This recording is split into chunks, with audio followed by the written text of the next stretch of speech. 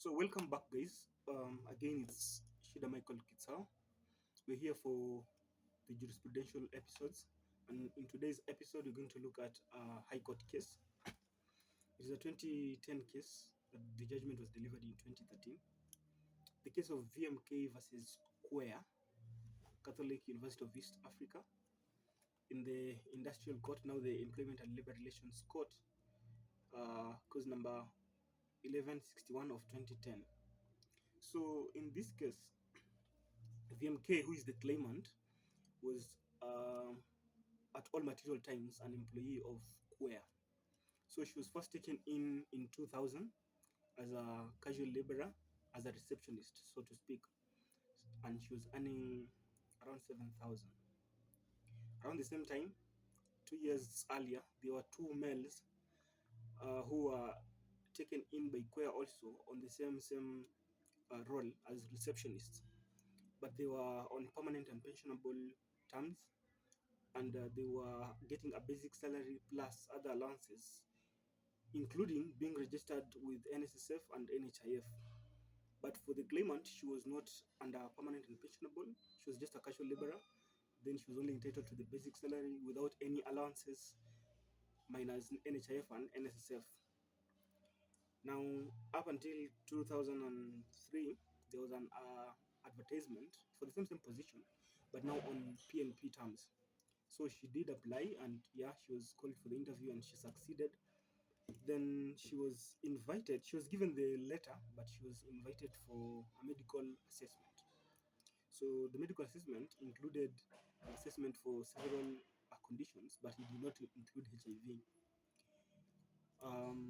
So she was conducted the medical assessment as per the requirements of the recommendations of the interviews, and she continued serving as a casual laborer. She didn't receive any communications until one day when the doctor called her to give her a report of the medical analysis. When now the doctor made it known to her that she is HIV positive, and it was now clear that she had been uh, examined on her HIV status without her consent, and that's when her problems began, because that HIV status was communicated to other colleagues. And it was now the bone of contention that led to actually this petition.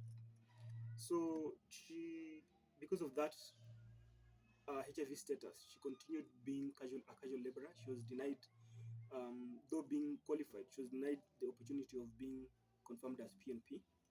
She served as such up until for 5 years, up until 2006, when she made an application to be confirmed as a PNP.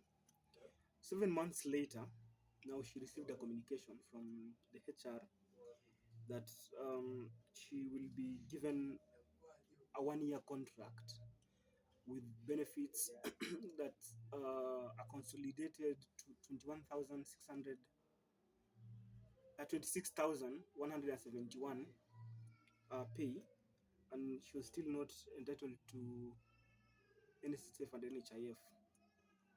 At that time, the male colleagues who were on the same job, they were earning 4 times her pay.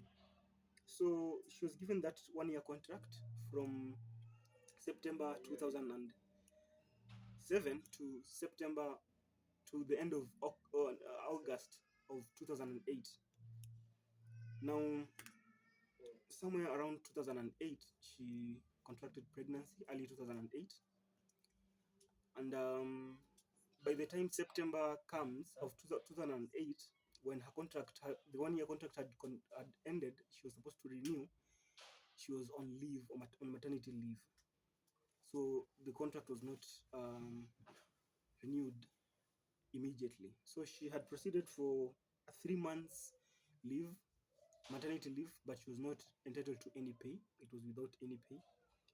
Up to early 2009, January, when she was back, it's when she was now communicated that her 1 year contract had been extended, effective from it was backdated from the September of 2008 to now August of 2000 and 2009. So she was, a quick calculation, she was remaining with a few months to conclude the second contract.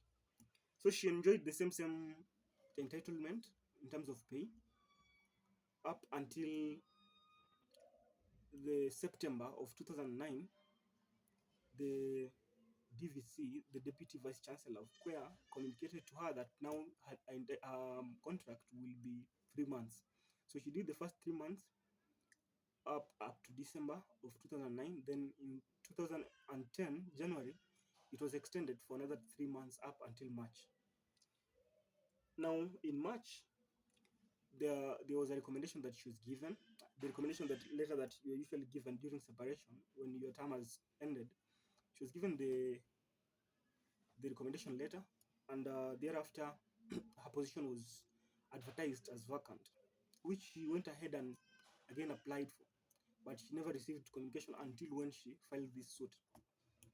Apparently, something that came out in the court is that the vice chancellor, uh, on the extension of the extension of the 1 year contract in 2008, when now VMK was on maternity leave, he had left a note that this is the final, and he had actually emphasized that this is the final extension, and the contract was not renewable.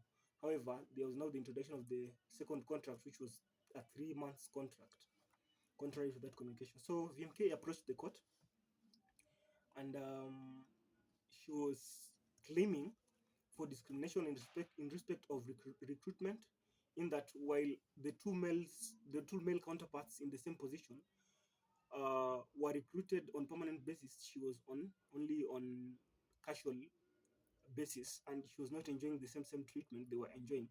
So there was a discrimination against her for on the basis of her gender. Then she persevered underpayment for a period of 5 years, at a time when colleagues at the same position were earning 4 times than she was.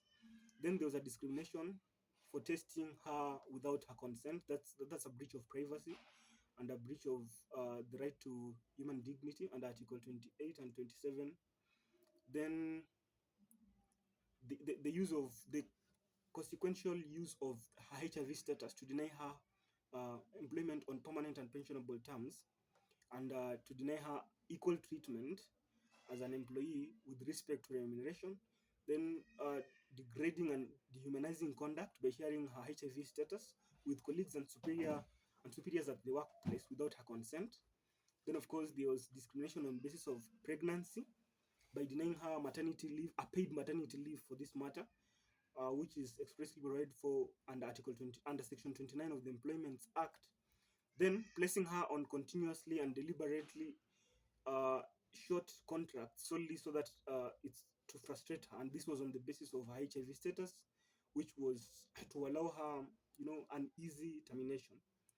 Then termination of her contract on the basis of HIV status, which was alleviated by the pregnancy, contrary to Section 29(2) of the Employment Act. So, of course, the matter came up when most of the perpetrators of this discrimination had already left the university, and the university was left with a few new employees to defend, which they couldn't really defend the occurrence, but they were just there to confirm records that, yeah, indeed, this is what she was paid, this is when she was recruited, this is what happened. So it was an easy case for VMK, and she managed to prove her case with assertiveness, and it was a very emotive matter, because you can't imagine. To my thinking, CUEA is Catholic. It's a Catholic institution. Actually, one thing I realized is that some of the communications or some of these officials are reverends. They bear the name Reverend. So you could imagine, you are pregnant, you've persevered 5 years being underpaid, and actually everyone knowing your HIV status, you've worked deliberately, you've been subjected to very degrading conditions, then you're being terminated unfairly. It's very bad. So the court considered, of course, a myriad of laws. the Constitution of Kenya at the helm of it, which and Article 27 on the right to freedom from discrimination on on basis of gender, on basis of pregnancy, and HIV status, among others. Then Article 28 on human dignity, which is protected by Article 20. Is protected by the right to privacy, which was also infringed. Then we have the labor rights and Article 41, which you are entitled to fair remuneration, equal treatment, equal opportunities. We have also the Employment Act of 2007, which is very key on termination, unfair termination and wrongful dismissal, and just a reiteration of what the other rights that are provided for under the Constitution. Then, because Kenya is a monist state, yeah, the court considered some of the international laws, like the International Labor Standards and the International Labor Organization Convention, which were very informative on that. When HIV status is coming into play, the employer should just satisfy themselves on whether that particular person can can satisfy the requirements of the job description, not necessarily focusing or concerning itself on whether the, the, the, the employee or the prospective employee will be able to not spread the HIV at the workplace. So, because that was the argument that the court took judicial notice of from some other case laws that it considered, that most employers are just concerned about how this person is going to interfere with the other employees and the other working force there, maybe by spreading. But that's not what the court was of the view that an employer should concern itself with when it comes to recruitment and employment, provided that the whatever status of that person does not interfere with the ability to satisfy the job description, then they should be entitled to equal treatment before the law. So it was a very straightforward case, and it is a it's a locus classicus case on discrimination, especially on gender, on pregnancy, and HIV status. It has, among other things, relating to employment and labor relations that were considered by the court, but that was of interest to me. And at the end of it, the court agreed with the claimant, and it awarded Kenya shillings 1,422,255, being the difference of the sum that she earned as compared to the other two counterparts for the 5 years. Then Kenya shillings 406,020, being an equivalent of 12 months gross salary as compensation for unlawful termination. Unlawful and unfair termination, of course, you have a maximum of 12 months gross salary. And Kenya shillings 53,342, the unpaid salary for the 3 months maternity leave. Then Kenya shillings 89,729, which was unpaid overtime work, which she proved. And now this is what was of interest, because the court considered another decision by the late on Justice Majanja in its justification of these exemplary damages for discrimination of the claimant on the basis of his HIV status. It considered that judgment where Justice Majanja had awarded 1.2 million for infringement of privacy, the right to privacy, and human dignity. But now here the court considered some of the factors that I've said, the discrimination on basis of gender and underpayment, the perseverance, the shambles that the employer took VMK through for the period of the 5 years up until termination, the whole of that perseverance of, other colleagues knowing your HIV status and all that. So the court awarded exemplary damages for 5 million. And cumulatively, the claimant was awarded 6,971,346. And of course, the costs followed the suit. So let me just know whether you've been in such a situation in your employment, or you know a friend who has been in such a situation of discrimination in your workplace, just anywhere, which relate maybe to some of the grounds that are listed on Article 27 of the Constitution. And let's have a conversation.